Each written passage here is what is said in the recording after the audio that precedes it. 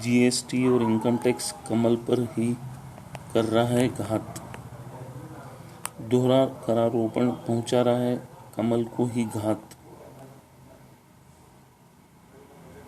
GST और आयकर दोनों ही कर रहे हैं मानवाधिकारों का हनन। भारत में सिंगल टैक्स रिफॉर्म पॉलिसी कब लागू होगी? 5% नागरिक ही हैं आईटी के दायरे में और 100% नागरिक हो जाएंगे जीएसटी के दायरे में।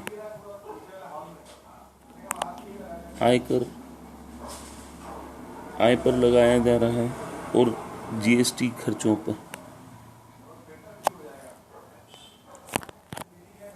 सरकार पूर्व अनुभवों और इतिहास में दर्ज कानूनों से क्यों नहीं ले रही है सबक? सरकार द्वारा चाणक्य और एडम स्मिथ के प्रतिपादित लक्ष्यों की अनदेखी।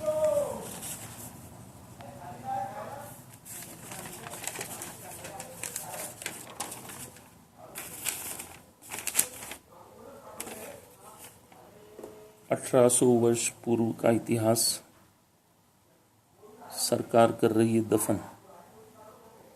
वर्ष 2010 में भारत के आयकर विभाग के 150 वर्षों के पूर्ण होने पर भारत सरकार ने 150 और 5 रुपए के सिक्के पर कौटिल्य अर्थशास्त्र के जनक विष्णुगुप्त चाणक्य का चित्र, एक खुले पंखुड़ी वाले कमल जिसके ऊपर मधुमक्खी शहद निकालते प्रदर्शित की गई है, उसको जारी किया हुआ है। कौटिल्य अर्थशास्त्र के जनक चाणक्य ने टैक्स वसूली की विचारधारा में सरकार द्वारा प्रजा से टैक्स इस प्रकार से वसूला जाना चाहिए जिस प्रकार मधुमक्खी कमल की खुली पंखुड़ियों में से कमल को बिना नुकसान पहुंचाए शहद निकालती है। ना तो कमल को नुकसान पहुंचता है और ना ही मधुमक्खी को। जिस प्रकार मधुमक्खी कमल को बिना नुकसान पहुंचाए शहद इकट्ठा करती है, ठीक उसी प्रकार सरकार को भी प्रजा को बिना नुकसान पहुंचाए शोषण किए टैक्स वसूली प्रक्रिया को संचालित करना चाहिए। कौटिल्य अर्थशास्त्र के टॉपिक 9 बुक नंबर 7 में चाणक्य ने जनता के विद्रोह के कारण बताए हैं, जिसमें टैक्स वसूली में पारदर्शिता का अभाव मुख्य कारण है। राजनीतिक सत्ता पलट का मुख्य कारण टैक्स वसूली की असंवैधानिक प्रक्रिया ही है।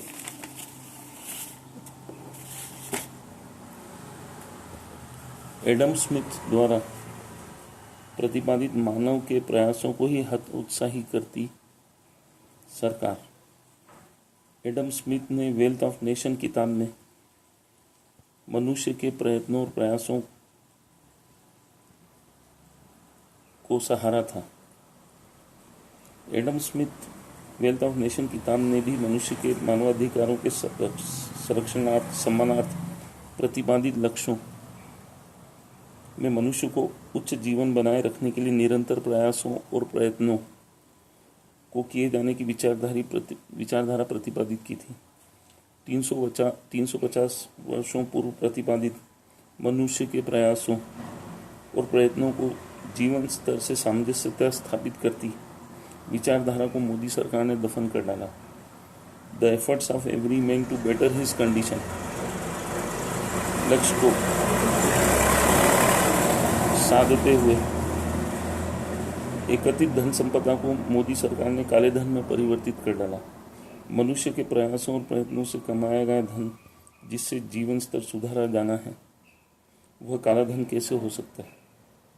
सरकार 75% उस धन को काला धन मानकर कैसे आयकर के दायरे में रख सकती है और छीन सकती है? एडम स्मिथ की विचारधारा के विपरीत सरकार मनुष्य के अधिक से अधिक प्रयासों और प्रयत्नों पर कुठाराघात कर क्या मानवाधिकारों का हनन नहीं कर रही है? मनुष्य जीवन स्तर सुधारने के लिए क्यों अधिक से अधिक प्रयास और प्रयत्न क्यों करेगा, जबकि वह धन काले धन के दायरे में सरकार मानती है? उसके द्वारा संग्रहित धन को काला धन कैसे माना जा सकता है? इस प्रक्रिया को क्या बेड प्रैक्टिस टैक्स कलेक्शन की गलत पद्धति को प्रमाणित नहीं कर रही है। ये देखिए, ये 1800 वर्ष पूर्व इतिहास में दर्ज किंवदंती सच्चाई, प्रमाणित सच्चाई। और ये देखिए 350 वर्ष पूर्व जब ये देखिए चाणक्य ने बताया क्या कारण है प्रजा के विद्रोह करने के।